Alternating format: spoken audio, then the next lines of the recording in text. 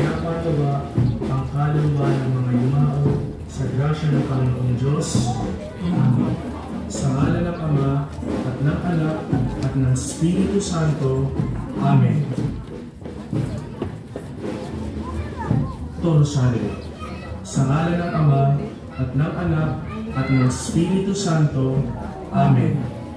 Sumasampalataya ako sa Diyos Amang makapangyarihan sa lahat, na may gawa ng langit at lupa. Sumasampalataya naman ako kay Jesucristong iisang anak ng Diyos, Panginoon natin lahat.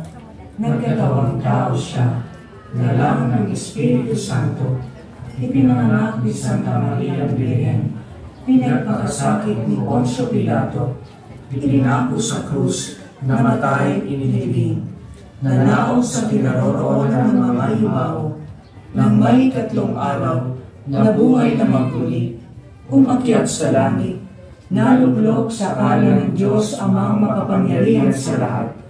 Doon magmumulat, paririto, at hukom sa nangabubuhay at nangamatay na tao.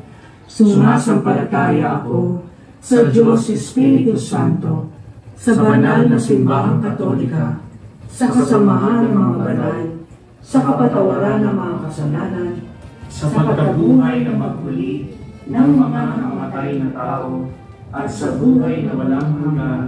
Amen.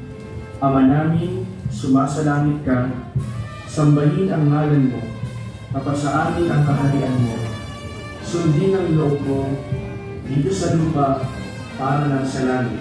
Bigyan mo kami ngayon ng aming kakain sa araw-araw, at patawarin kami sa aming mga kasama, para na mapapatawad namin sa nagkakasama sa amin, at huwag mo kami ilalagay sa puso, at ilagay mo sa Amen.